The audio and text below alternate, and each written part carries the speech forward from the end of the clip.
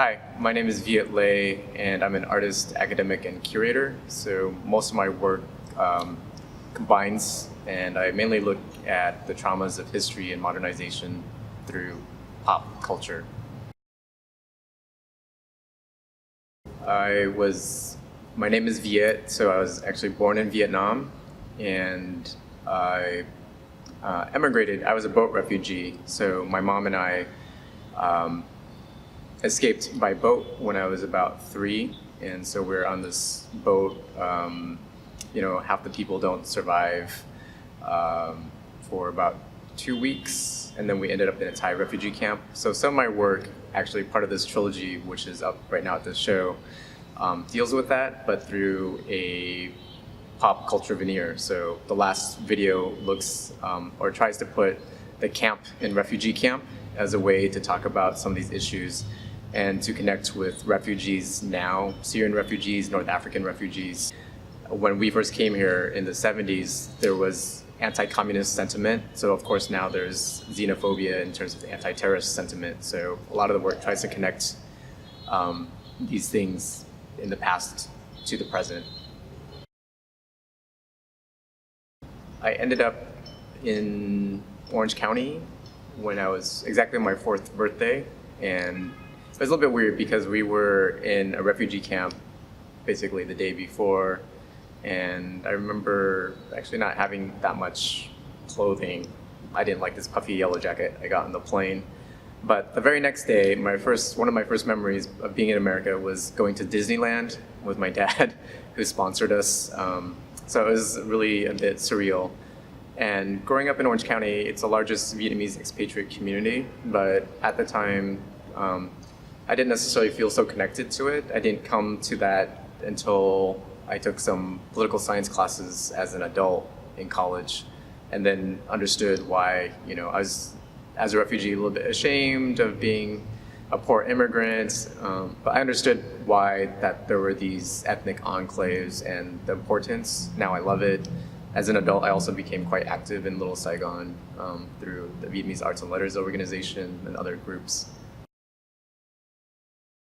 So growing up, I didn't see too many people of my background, Asian Americans, in the arts, but my parents were always so supportive of what I wanted to do. But it was difficult, and I was telling you that I was really moved by your questions because I felt I was really lost as an artist, just trying to find role models. And so luckily, I was able to get my MFA, and there were many great Asian American artists, Young Soon Min, Bruce Yanomoto came after I did my MFA, but I became immersed in a whole world of people that were interested in race and representation. But it took me a while.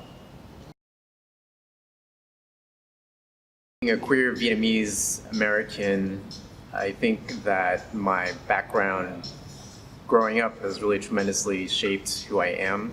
For instance, I remember walking to middle school, and we grew up in a relatively poor neighborhood, and just being harassed, right, for having a swishy walk, so they constantly call me faggot. But then I think that also intersects with being an immigrant, being racially profiled, and so both every day it's a form of micro or macro aggression, some sort of harassment. So I grew up with some of this grief. Feminists in the 70s said that the personal is political, that seeing that my subjectivity as a Southeast Asian refugee, of course it matters, because it matters in terms of the reiterating politics, anti-immigrant sentiment in the 1920s, right? The anti-immigration, anti-Asian acts which barred not only Asians but also Muslims, to what's happening today. So having a profound personal experience of that, then I feel I can be more empathetic and really try to foster political change through all of my work and all my being.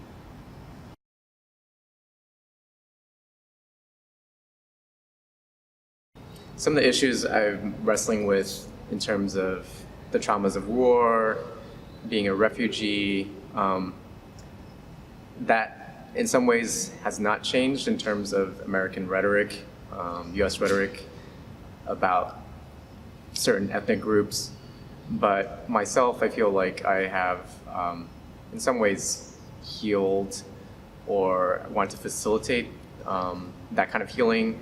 You know, for instance, as a boat refugee in my 20s, I would freak out. It was an embodied memory. Freak out every time I would swim in the swimming pool, and then I didn't really understand why I had these panic attacks. And then through art and also through critical research, I was able to understand that I had this embodied memory that I didn't actually remember, but my body remembered it.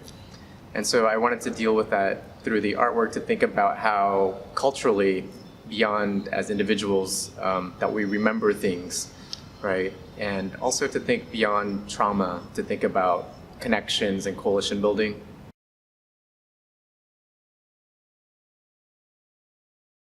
I became an educator because I was always interested in learning about the erased histories or invisible histories that are not necessarily mentioned in mainstream discourse or what you're taught in school. So, of course, coming to the US and feeling lost or not seeing myself in mainstream representation or art or film, I always thought, you know, where are we? So my friend Hong An Chung, who's also an artist, she says she constantly looking at the archives, trying to find herself, but she never sees herself there. So part of my job as an educator is to really think about why are these invisible discourses, why are there certain things missing, and to really contribute to the diversity of voices. And of course, my students are quite diverse, so I really love hearing their myriad viewpoints. And I think it's, you know, it was a light bulb moment. I remember just going to these classes and thinking, okay, this is where history, politics, you know, intersect. That as a refugee you feel so disempowered, or as an immigrant, but you know, why? What are these structural issues that disempower you? How can you re-empower yourself, not only yourself, but other communities, not just Asian Americans, right? Latinx communities, African American communities, etc.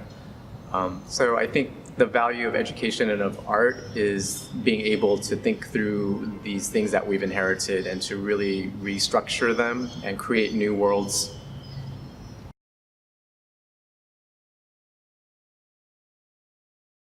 So through my work, how do I want to be remembered? Basically, I want to be remembered as someone who cares, right? So for my students, of course, I care a lot about them and their life's history and their life's trajectory and what is the best in terms of realizing their best self. I also want to be remembered as someone who cares about not just individuals, but then about my communities. And so through the artwork, I try to see it as a platform where, of course, the music videos reach a wide audience, that it exists on YouTube or in museums or galleries or festivals. So, you know, at a screening there might be 500 people. So I think of it as a platform for me, in this current trilogy, I'm really talking about spiritual crisis, that we are in the midst of a crisis, of course, economically and environmentally, but then also we are at loss, you know, in terms of dealing with how do we negotiate or grapple these things. So the videos try to think about, you know, how do we kind of come back to ourselves, come back to our spiritual ancestors. And so the kind of music video form is just, for me, an access point to think about these other embodied memories and histories and ways of being.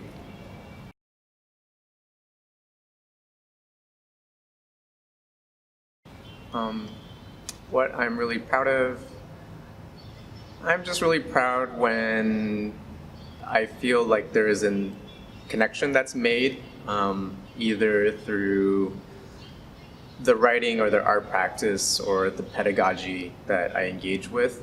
Like when I was a student, I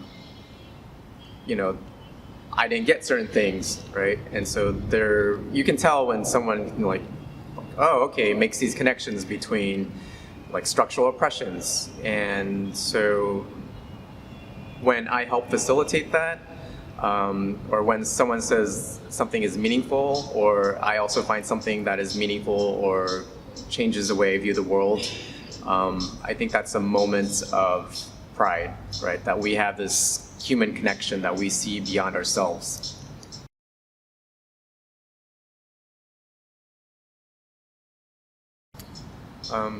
Some of the goals, just in terms of pure art making, I'm working on a couple of films. I'm working with golden music, which is called nhạc vàng in Vietnamese, and I'm working with a musician called Lọc Vàng.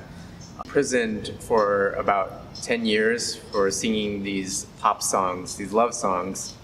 And when he got out, these songs became popular again. And one of the reasons he was imprisoned was that the songs were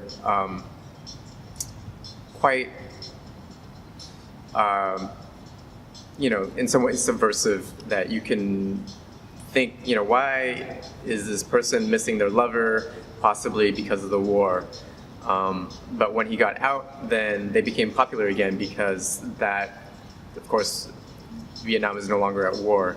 So I was really interested in thinking about what is censored and how pop culture functions and how it's remembered.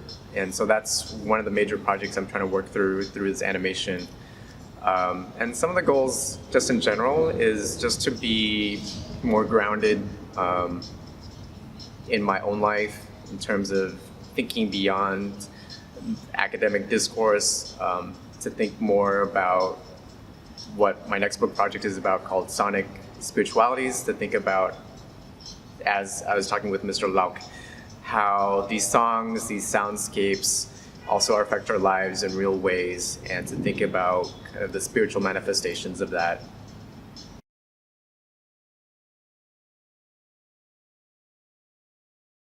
For young teens and adults who want to go into the arts, I say please do.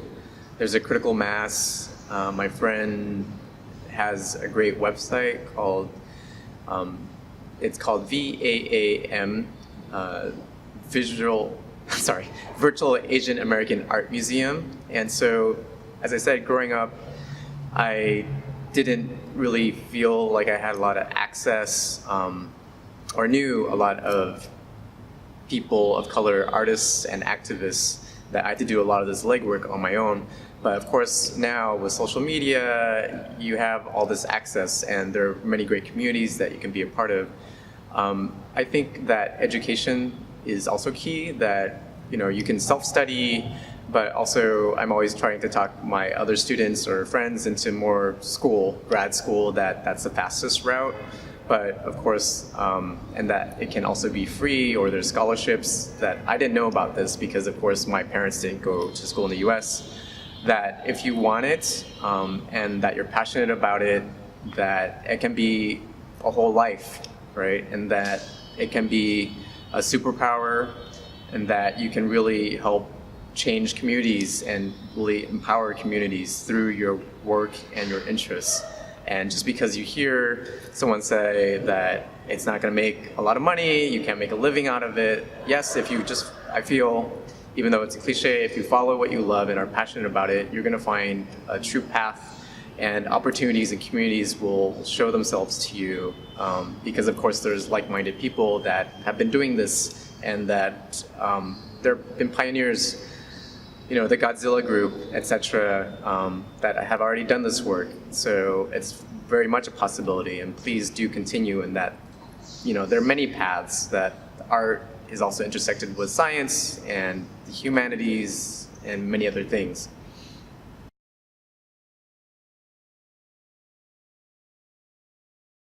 So in addition to people that are interested in the arts, yes, of course, become an artist. And I feel that the best art and research basically helps you look at the world in a different way, right? So you don't necessarily have to actively be making films or painting, but you can also go look at art and see art around you, right? And then that you can support artists, and then that your everyday activity is also an art form.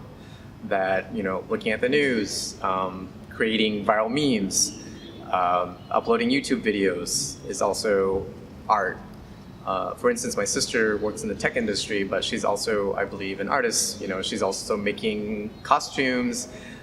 She's looking at the world critically. So I feel, well, we are all artists in that we, if you look at the world through a critical lens, and that you create, right, in your community or in your life, in terms of creating connections, it doesn't have to be objects. That is also an art form.